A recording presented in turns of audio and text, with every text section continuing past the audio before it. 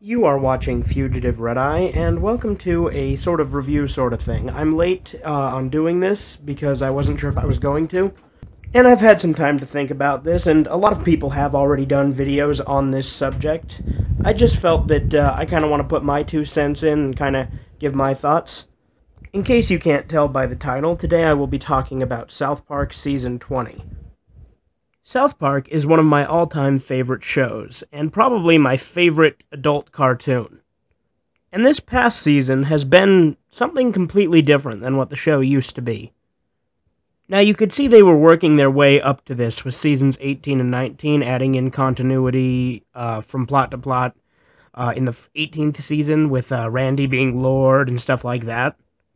And then, of course, Season 19 had a lot more continuity than even Season 18, and then Season 20 just went full-on serialization.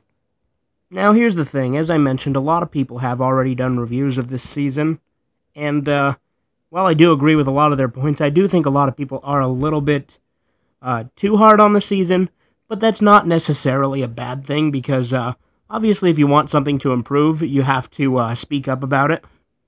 Now, I'm going to say this here. I think people do give the season more hate than it deserves, but not by much. I will go out of my way to say this is my least favorite South Park season, but that doesn't mean it's bad. It's not great by any stretch, but it's still South Park to a degree. Now, I'm going to go over some of the things that worked and some of the things that didn't work. So first I'll talk about the things that did work, because I don't feel like a lot of people talk about that as much. First off, there was a little bit of subversion with the whole Skank Hunt thing at the beginning, where everyone was expecting it to be Cartman, and they flipped it, and it was Gerald. I thought that Gerald being Skank Hunt was a very interesting and funny take on it. Was it worth dragging out to 10 episodes? Probably not, but I think it did work as a concept.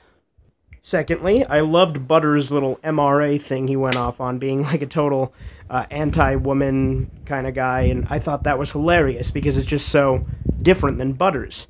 And in the end, he still was the same character, just he got pissed off and decided he was going to change and be against the system, and frankly, I liked that in Butters. Even though it was a change of character, it was one that I thought was actually done really well.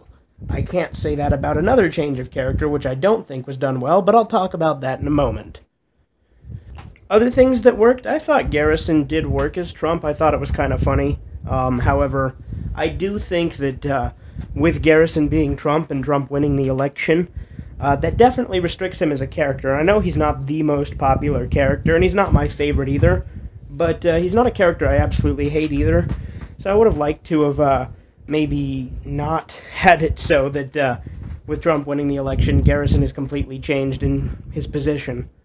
Something else that did kind of work was the whole women being smart and funny thing. I thought that was kind of a good running gag, but it did get kind of ground into the ground.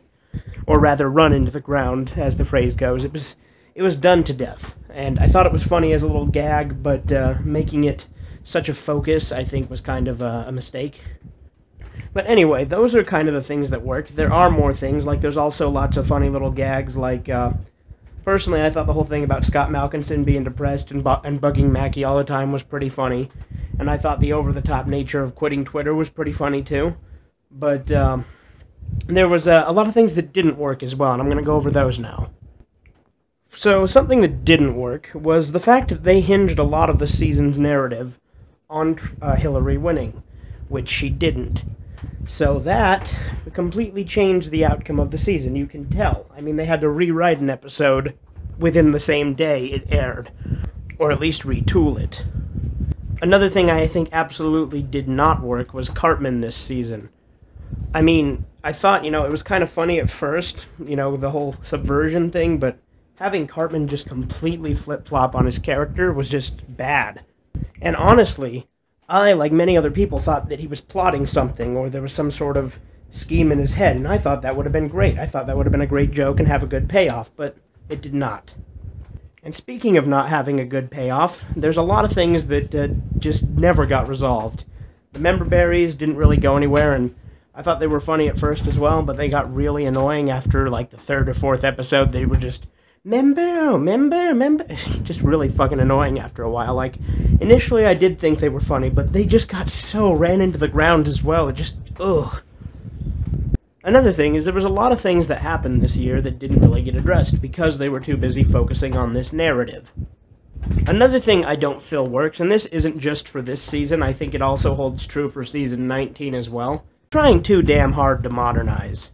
Look, I'm all for South Park being current, because it always has been. It's always been about current events.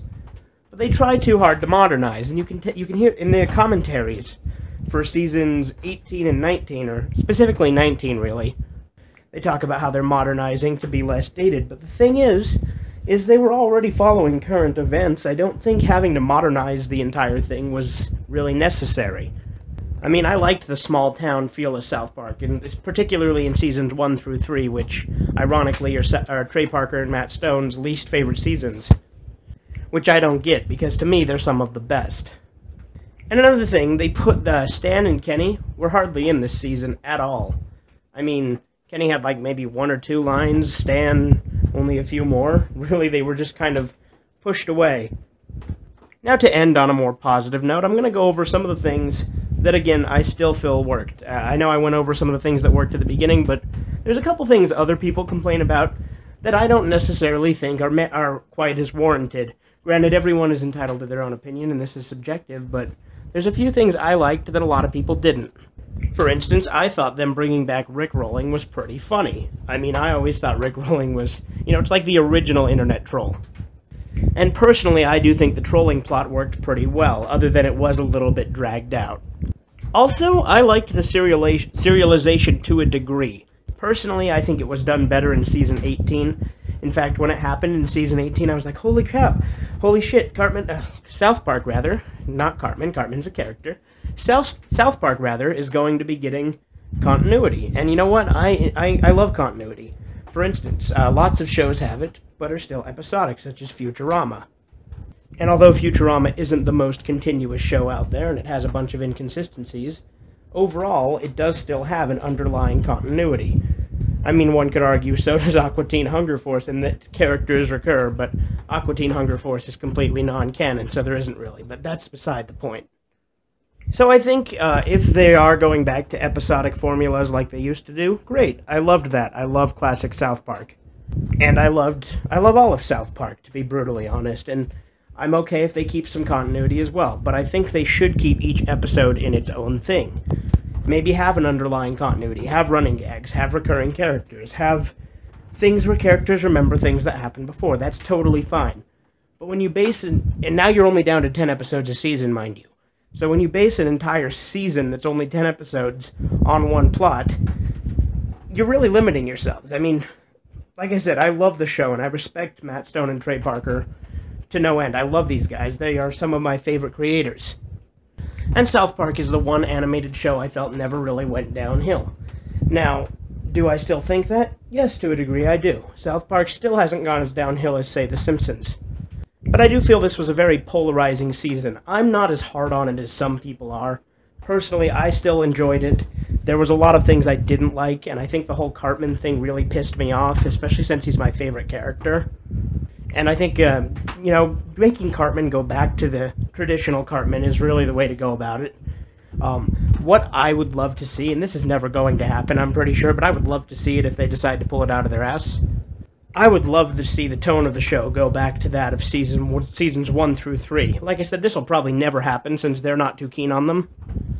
But I felt that those earlier seasons had a little bit of charm that isn't necessarily there anymore. I mean, the show still has plenty of other charm, but the whole small town and absurdist feel that it had, where everything was very character-driven and current events were just kind of a byproduct. They weren't really the plot points. They were just little gags here and there.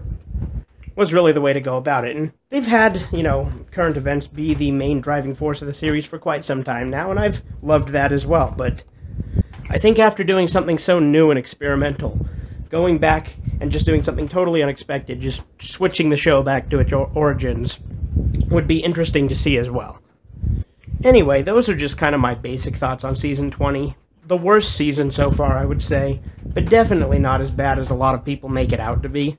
It's still South Park, and I think that part of the reason a lot of things didn't get resolved is because they had to rush to get everything out, obviously, as they always do.